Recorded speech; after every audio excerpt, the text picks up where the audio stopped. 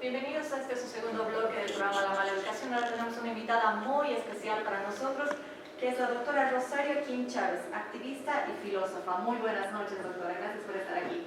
Buenas noches, gracias a ustedes por la invitación y un saludo a la audiencia de este programa. Muchas gracias, es un placer tenerla con nosotros y quisiéramos hablar, justamente seguir nuestro programa sobre el tema de violencia. Hemos tenido hechos bastante importantes en el país, además vino el Día Internacional de la Violencia y quisiéramos su opinión. ¿Cuál es el concepto, según usted, de violencia y qué podemos llevar por ahí? Bueno, primero que nada, creo que es necesario hacer una distinción entre violencia macro y violencia micro, ¿no? La violencia en general es un elemento constitutivo de lo humano y de la historia de la humanidad. No por nada, un filósofo francés llamado Michel Foucault lanza una hipótesis demoledora sobre el tema de la violencia. Es decir, ¿cuál es la hipótesis de este filósofo? Que la historia de la humanidad es la historia de la guerra. ¿Qué es la guerra? La guerra es la máxima intensidad de la violencia. La violencia nace en el corazón humano y termina en la guerra, ¿no? Entonces, la violencia es constitutiva de la historia y de la humanidad. Ahora, violencia, ¿qué tipo de violencia podemos identificar? Primero hay una violencia fundacional. La violencia fundacional está agazapada, está inscrita en los mitos y en los ritos de las sociedades. Es una violencia que permite cohesionar, unir, ¿a través de qué? A través de la víctima propiciatoria. Esta violencia busca un algo sacrificable. ¿Te das cuenta?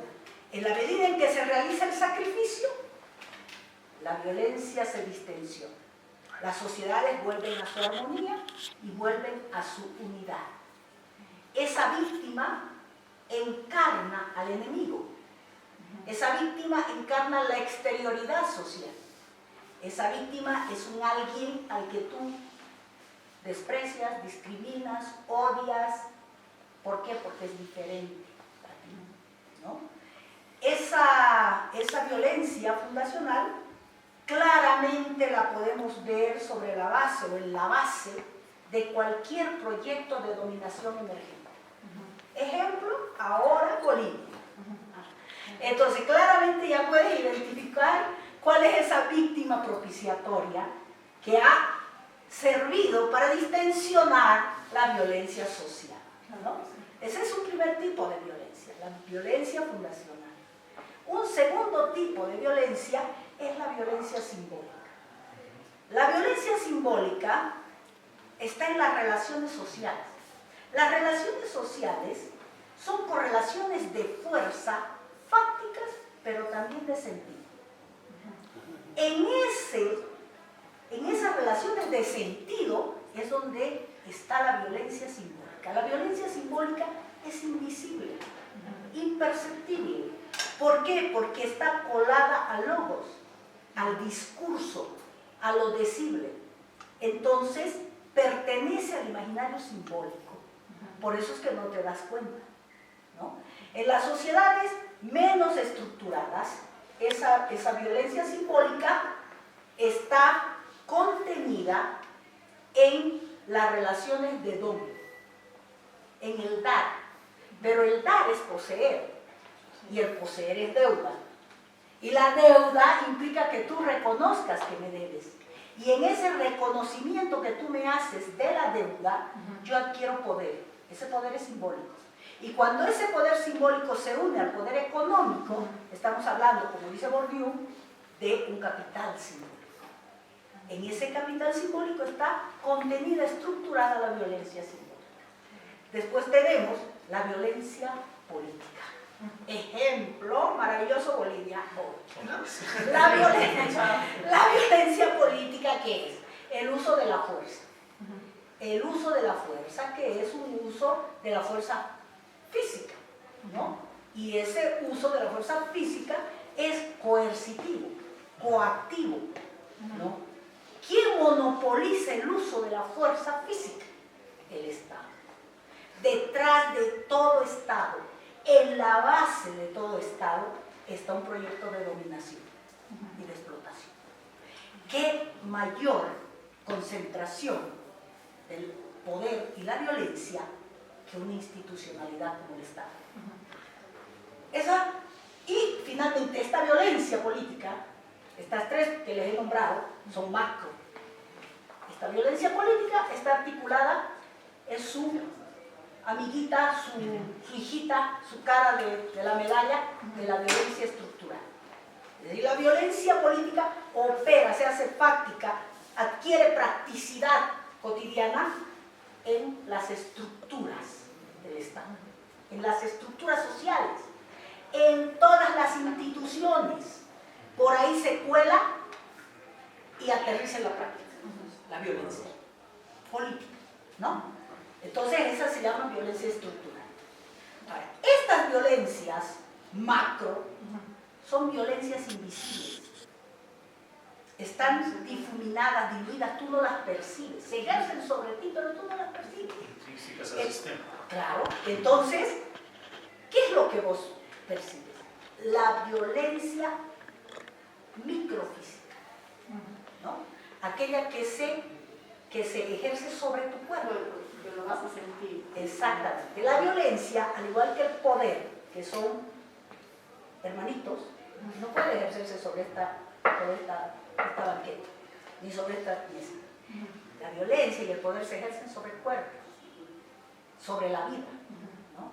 Entonces, esa violencia es la que sentimos los cuerpos que dentro de un sistema concreto, dentro de un paradigma civilizatorio, viene incorporado para cuerpos específicos como el nuestro, por ejemplo. Cuando digo nuestro, me refiero al tuyo y al mío, que son cuerpos feminizados, ¿no? Entonces, esa violencia empieza en lo doméstico y desde ahí, ¿no?, en las estructuras micros donde se mueven los cuerpos concretos, se va haciendo visible y sentible, porque esa violencia microfísica sí la ves y sí la sientes. De hecho, nosotros somos el ejemplo más claro de lo que es esa violencia. Pues todos los días nos matan, todos los días nos trafican, todos los días nos violan, ya. Sí, claro que sí, porque eso sí sabemos de que hay muchas personas que creen de que hablar de violencia solamente es cuando hay actos que violentan a tu cuerpo. O sea que solamente violencia es igual a daño físico. Pero sin embargo usted nos está mencionando igual que violencia tiene que ver a nivel macro en muchas cosas. Volviendo un poco al tema de lo que es violencia política, los discursos que tenemos de ciertas personas son considerados también como parte de violencia hacia un determinado grupo, a la sociedad en general, que los puedan incitar a actuar de una manera violenta, agresiva. ¿Cómo llegarías a considerar o cómo podrías discernir si es o no es un discurso que te va a incitar a ser violento, agresivo? Todo lo que tiene que ver con el logos tiene que ver con la violencia simbólica. ¿Qué es el logos? El logos es el discurso, lo que decimos, los niveles de decibilidad y los niveles de visibilidad. O, como lo decía de otra manera más sencilla, las palabras y las cosas. De ahí viene el logos. Entonces, por supuesto que el logos está cargado de violencia, porque todo logo posiciona una verdad. O sea, lo que está en la base del logos es la verdad. Las verdades. ¿De quién? ¿De qué? Las verdades de mi cultura, las verdades de mi civilización. De hecho, las guerras fundamentalmente se dan por las disputas por el sentido. Es decir, por las disputas por las verdades. Ejemplo de una guerra de ese tipo, la colonia. La colonia, nosotros somos sujetos coloniales, ¿no? ¿Y qué es lo que se refleja en nuestra subjetividad colonial? Justamente la imposición violenta de un logos, el logos de Occidente. Tú piensas, tú sueñas, tú amas, tú haces el amor, tú te relacionas con un cuerpo colonizado desde Occidente. Si yo te pregunto, ¿qué es el amor? Me vas a responder concepto de amor romántico de Occidente. Por supuesto. Entonces, eso es violento, terriblemente violento. Eso es fundante de una guerra. ¿Cuál? La colonia. Ahora, hablando de logos que siempre vienen con violencia, y hablando de violencia política, entonces, ¿puede haber un Estado o un ejercicio de poder sin violencia? Me parece que estamos de acuerdo que no. Absolutamente. De hecho, ¿qué es el poder? El ejercicio. El ejercicio de la violencia. Y entonces, ¿qué espera a Bolivia de aquí por adelante? ¿Qué nos espera? ¿Qué nos espera? Híjole, vos querés una tesis. En 2 minutos. No sé. ¿Qué pienso que debe ocurrir? Lo que hemos visto en Bolivia ha sido la crisis, el quiebre de dos modelos, de un modelo civilizatorio con dos grandes patas. Un modelo civilizatorio de corte occidental, que nace en la Revolución Francesa, que nace en la modernidad del siglo XIX, que es el modelo justamente burgués capitalista, ¿no? Ese modelo burgués capitalista tenía dos grandes utopos, la utopía de la libertad y la utopía de la igualdad, ¿no? La utopía de la libertad lo abandera el liberalismo, la utopía de la igualdad lo abandera el socialismo, pero ambos comparten una cosa, son hijos de la misma madre, es decir, de la burguesía del siglo XVIII, y tienen como ideario económico el libre mercado. Por ende, el capitalismo, por ende, la acumulación de la riqueza en manos de unos pocos. Ese modelo, en su versión socialista, ¿no? Básicamente, ¿por qué digo así? Porque del socialismo, ¿qué tomó? El neoliberalismo. ¿Qué es el neoliberalismo? La versión económica de la propuesta, ¿no? El libre mercado. Entonces, ¿qué diferencia sustancialmente el socialismo del liberalismo? La manera donde colocas la economía. En el caso del liberalismo, colocas la economía en manos privadas. En el caso del socialismo, en manos del Estado. Bueno, lo que hemos visto es una crisis, no solamente en Bolivia, sino que es una crisis mundial de este sistema.